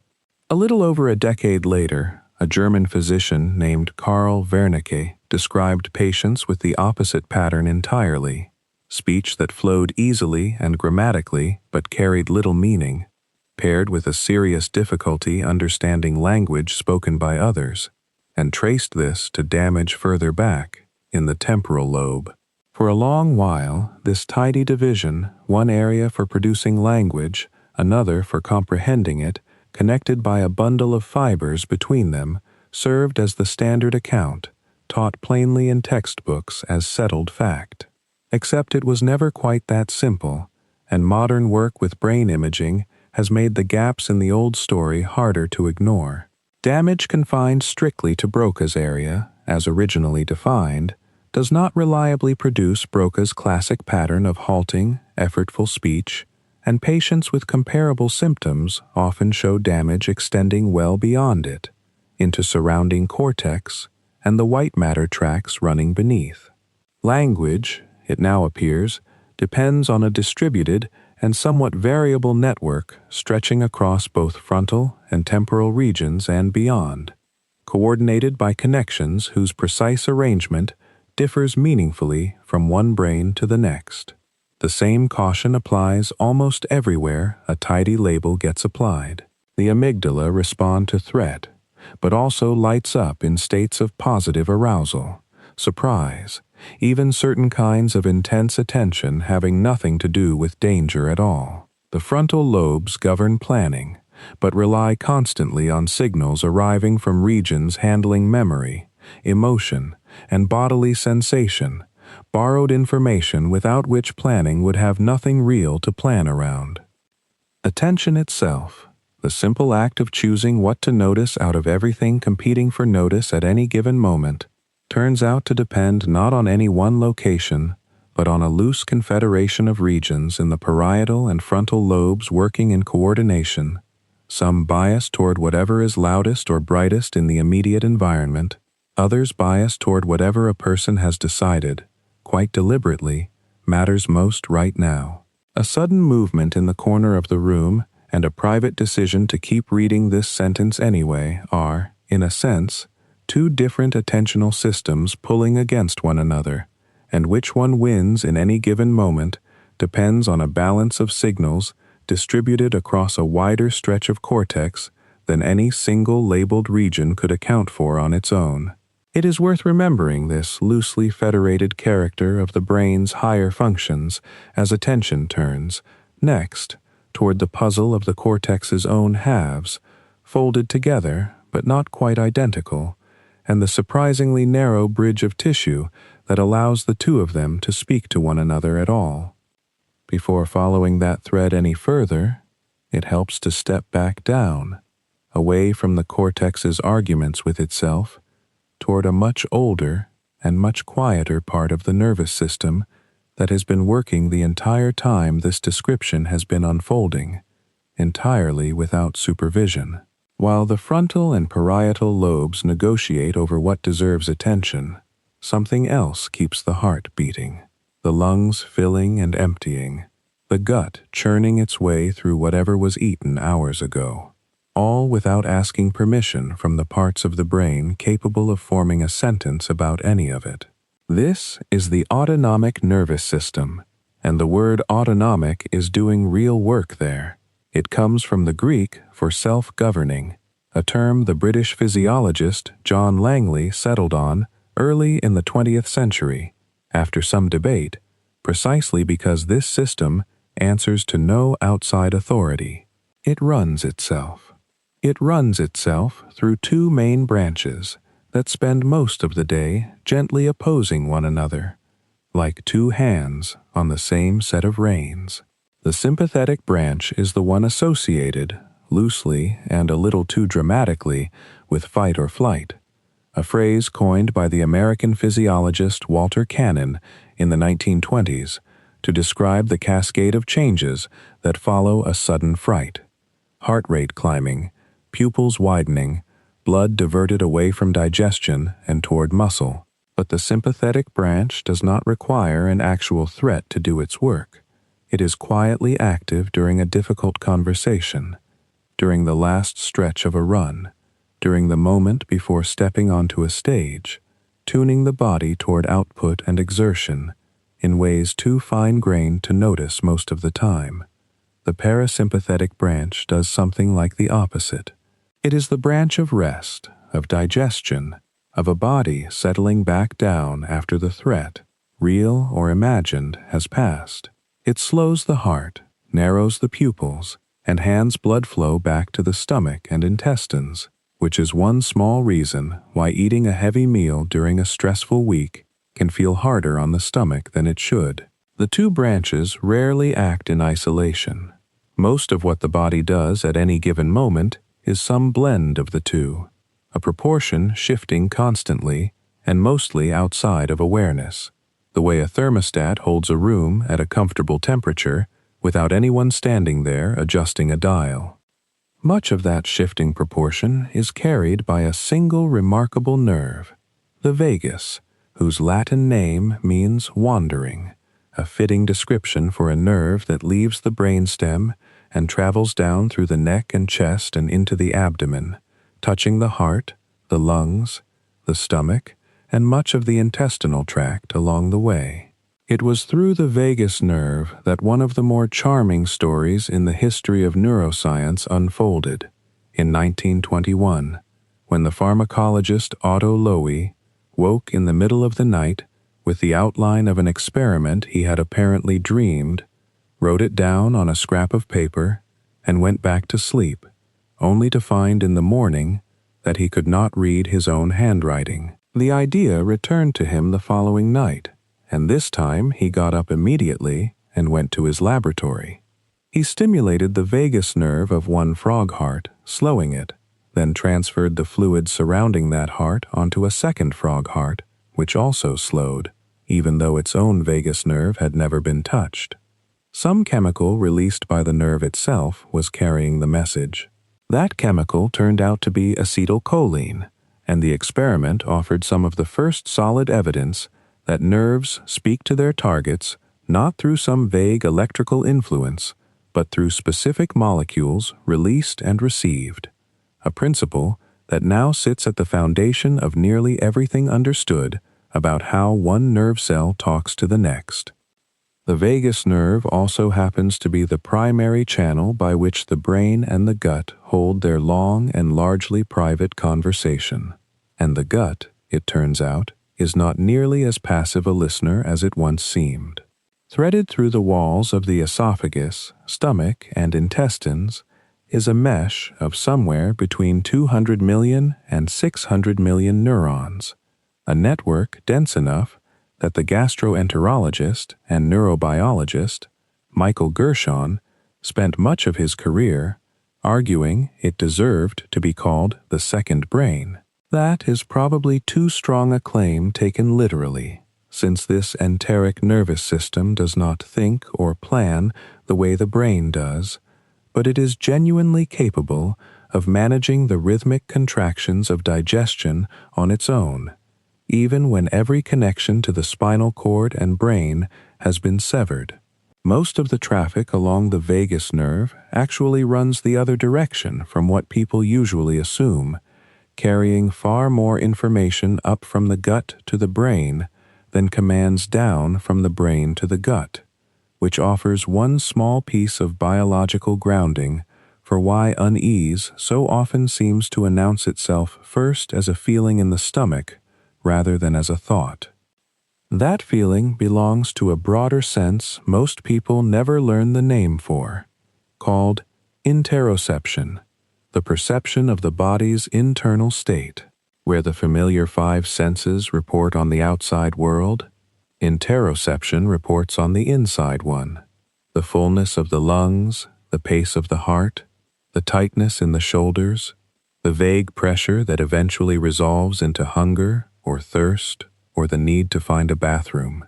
This information travels up through the spinal cord and brainstem to a region called the insula, tucked away in the folds of the cortex, where it is combined into something like a continuously updated internal weather report, one that rarely rises to full conscious attention unless something in it shifts sharply enough to demand notice.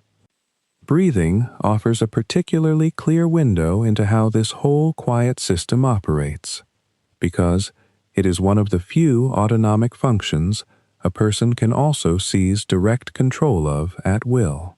A cluster of neurons in the brainstem, sometimes described loosely as a pacemaker for breath, generates the basic rhythm automatically, adjusting its pace in response to rising carbon dioxide long before oxygen levels have dropped low enough to matter, which is why holding one's breath grows uncomfortable well before it becomes genuinely dangerous. And yet a person can also override that rhythm for a while, holding a breath, slowing it, extending an exhale, which is part of why the breath has served as an anchor for calming practices across so many different cultures for so many centuries. It is one of the few places where the autonomic and the voluntary nervous systems share the same instrument. Elsewhere in this quiet regulatory work, the hypothalamus keeps returning as a kind of general manager, adjusting body temperature by triggering shivering, sweating, or shifts in blood flow near the skin's surface, all in the service of holding the body close to a narrow and remarkably stable target. This entire orientation toward stability was given its name by Walter Cannon in 1932, when he borrowed the term homeostasis to describe what the French physiologist Claude Bernard had noticed roughly 70 years earlier, that the internal environment of a living creature tends to stay remarkably constant even as the outside world changes constantly around it. Bernard called this internal steadiness the milieu intérieur, the interior environment, and treated its constancy as one of the essential conditions for a free and independent existence. Even the timing of the day is regulated this way, by a cluster of perhaps 20,000 neurons in the hypothalamus called the suprachiasmatic nucleus, identified in the early 1970s as the brain's master clock.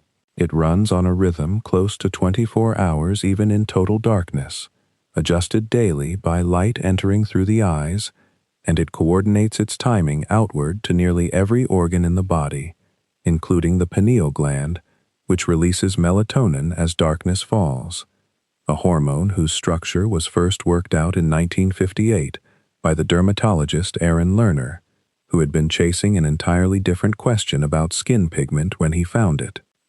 And it is during that same darkness, once the day's business has been set aside, that the nervous system takes up a very different kind of work, sorting through everything that happened, deciding what to keep.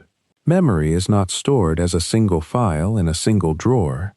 It lives instead in the strength and pattern of connections between neurons, and sleep turns out to be one of the times when those connections are most actively revised. Researchers studying rats running mazes have found that the very sequences of neurons that fired while the animal explored a new path will fire again, in the same order, compressed into fractions of a second, while the animal sleeps afterward, as though the brain were replaying a recording to itself, over and over, quietly rehearsing. Something similar appears to happen in people, though it is harder to observe directly. And it is one reason sleep researchers have grown skeptical of pulling an all-nighter before an exam.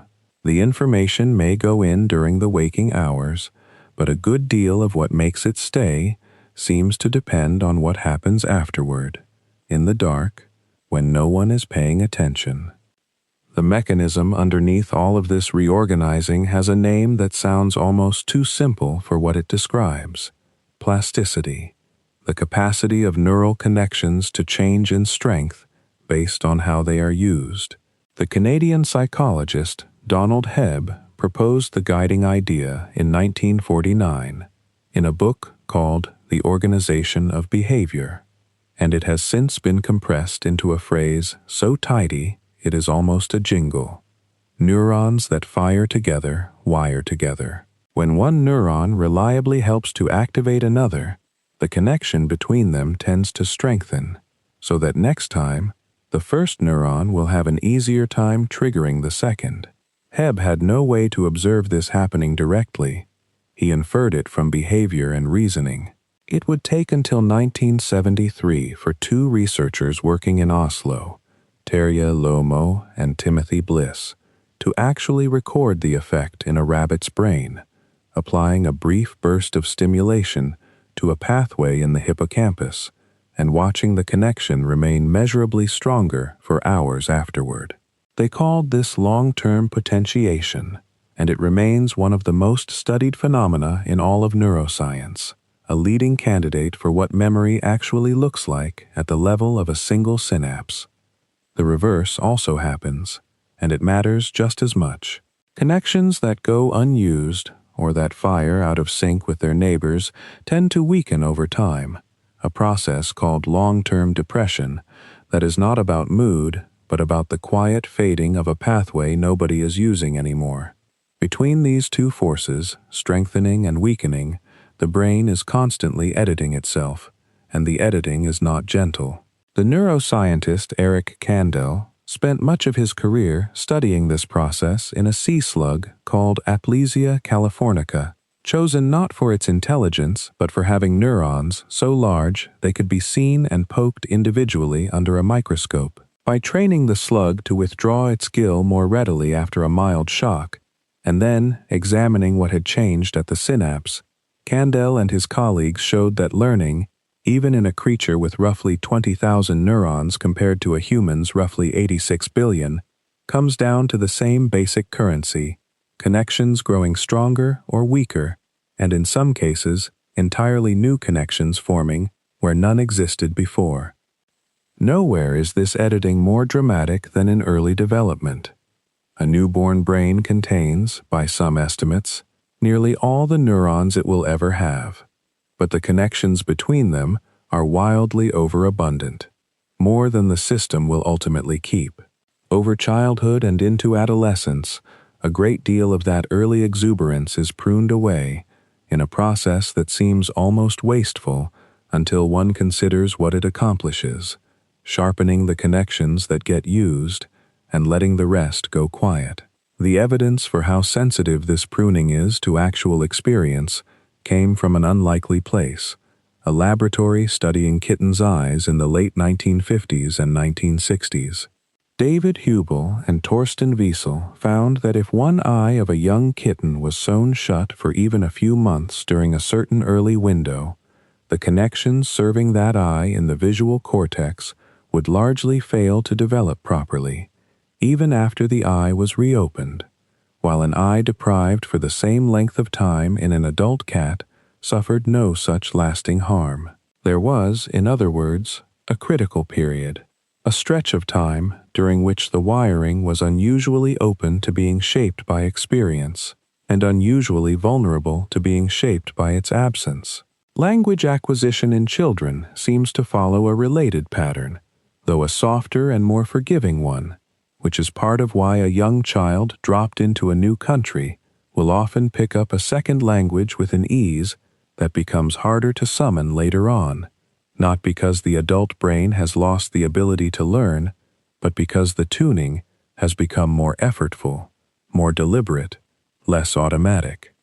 For a long time, the assumption among most researchers was that this openness to change belonged almost entirely to childhood, and that the adult brain, once its wiring had settled, was more or less fixed for the remainder of a person's life, gradually declining rather than growing.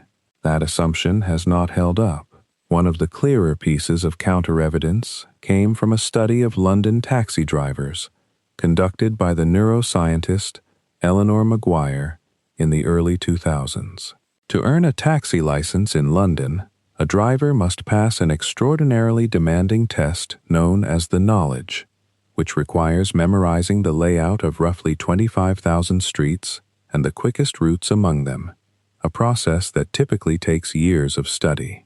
Maguire found that the posterior hippocampus, a region involved in spatial memory, was measurably larger in experienced taxi drivers than in matched control subjects, and that the size of the difference correlated with years spent driving.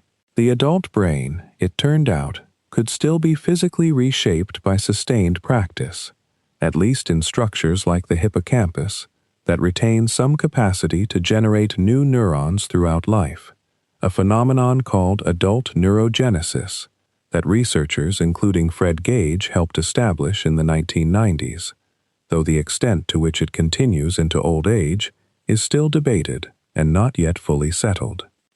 This same capacity for reorganization becomes especially visible and especially important after injury. When a stroke damages a region of the motor cortex, the muscles that region once controlled do not always stay silent forever.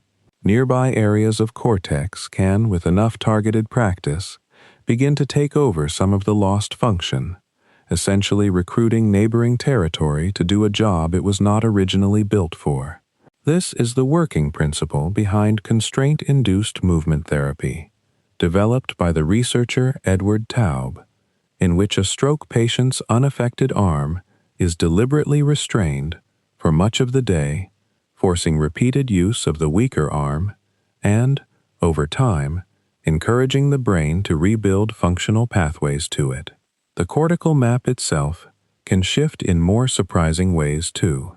The neuroscientist Michael Mersenich showed, working with monkeys in the 1980s, that if a finger is amputated, the cortical territory that once represented it does not simply go unused.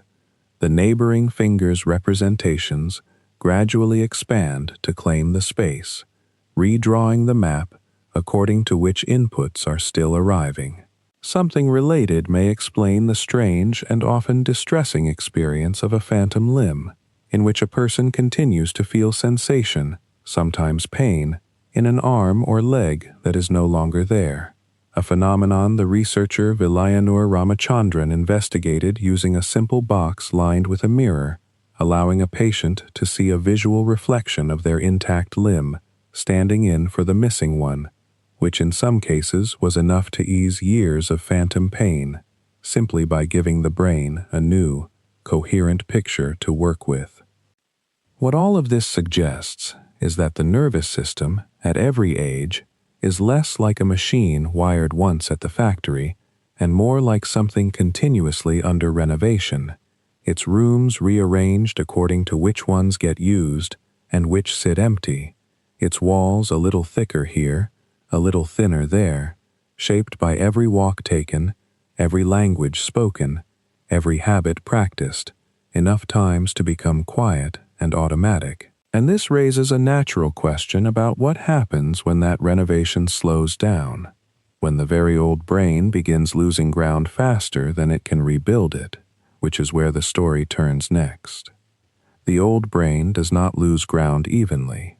Some regions prove remarkably durable, keeping their populations of cells largely intact across a long life, while others seem almost designed to wear thin, and understanding why has occupied researchers for more than a century without a full answer yet in hand.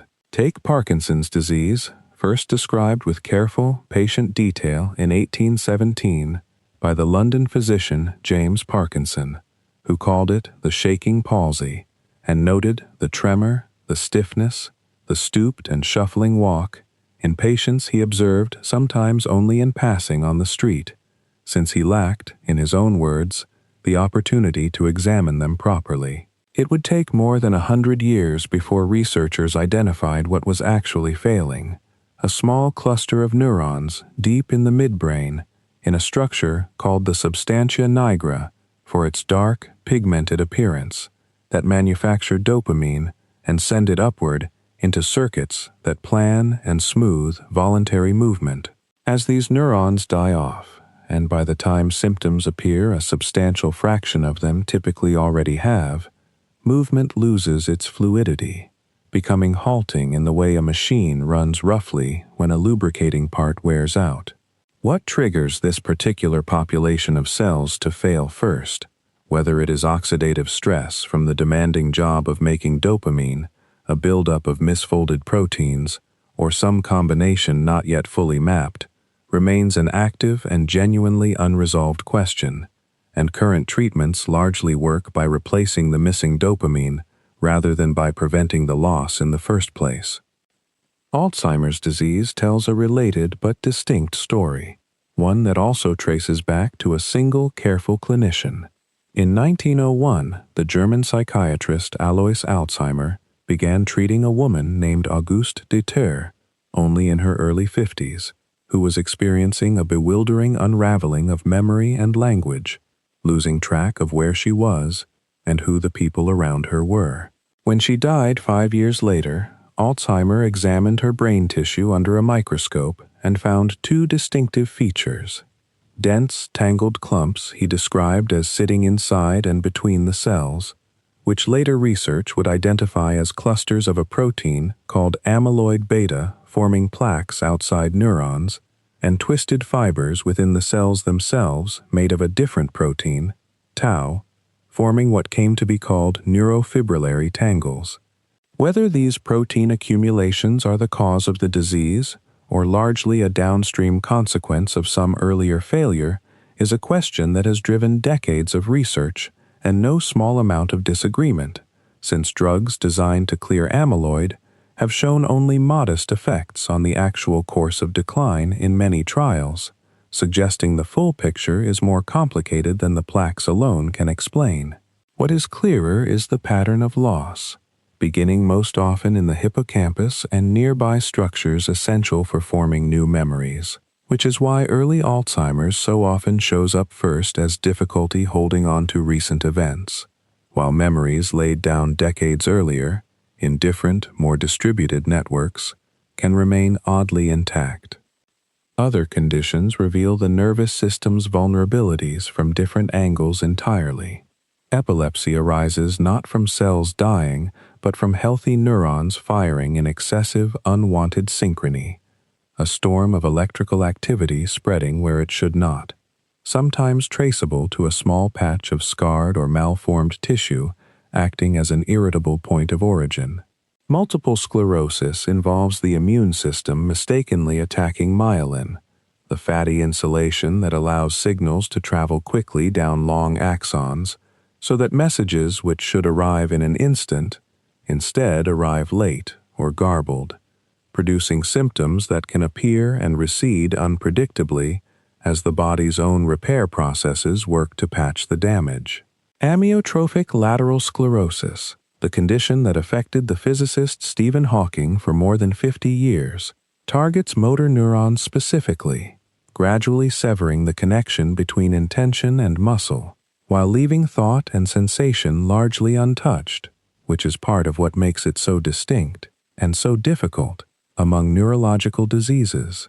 Each of these conditions, studied closely, has taught researchers something general about how the nervous system works by showing, in painstaking detail, what happens when one particular piece of the machinery fails. Beyond these specific disorders lie broader questions that neuroscience has not settled, and it is worth naming a few honestly, rather than pretending otherwise. There is still no complete account of exactly how electrical and chemical activity distributed across billions of neurons gives rise to the felt, subjective quality of experience, the redness of red, or the particular ache of a remembered song, a puzzle the philosopher David Chalmers named the hard problem of consciousness, to distinguish it from the comparatively easier work of mapping which brain regions activate during which tasks. There is likewise no full agreement on why sleep, the very state this description has been guiding you toward for the length of this account, is so universally necessary across the animal kingdom, or why dreaming occurs in the particular form it does, though researchers have proposed roles involving memory consolidation, synaptic pruning, and the clearing of metabolic waste through the fluid channels surrounding brain tissue, each with real evidence behind it, and none yet crowned as the single, complete explanation. These are not gaps to be embarrassed about. They are the honest edge of a very young science, one that has only had electron microscopes for less than a century and only had detailed real-time imaging of a living human brain for a few decades, working to understand the most complex object yet known. And yet look at how far the account has traveled to arrive at these open questions.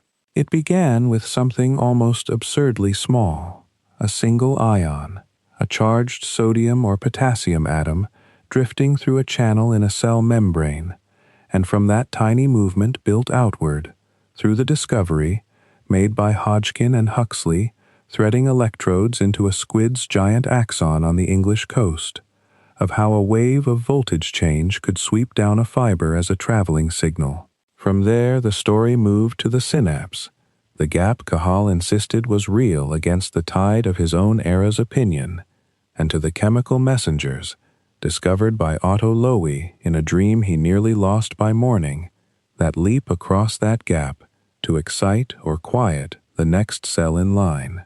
From single connections it grew to circuits, reflex arcs that let a hand pull back from heat before thought has time to catch up, and from circuits to whole systems, the layered architecture of a brainstem keeping the heart beating and the lungs drawing breath without any conscious instruction at all, a limbic system coloring memory with feeling, a cortex folded and refolded to fit a vast surface of association and judgment into a small enclosed space.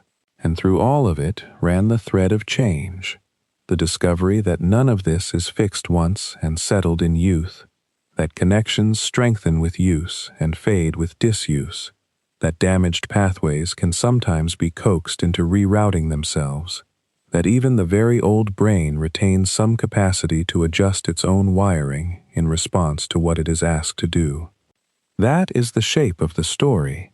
Ions becoming signals, becoming circuits, becoming systems, becoming, somehow, a mind capable of turning around and studying itself. It is a story still being written, and you are, at this moment, a small living piece of it, your own nervous system quietly running every process this account has described, the same sodium and potassium trading places across countless membranes, the same slow rhythm of breath moving in and settling out, the same steady, unhurried heartbeat carrying on beneath everything else without needing your attention at all. You do not have to do anything else with any of this information tonight. It can simply rest where it landed, while the parts of you that were never waiting for permission continue their quiet, competent work, carrying you gently, unremarkably into sleep. Rest well.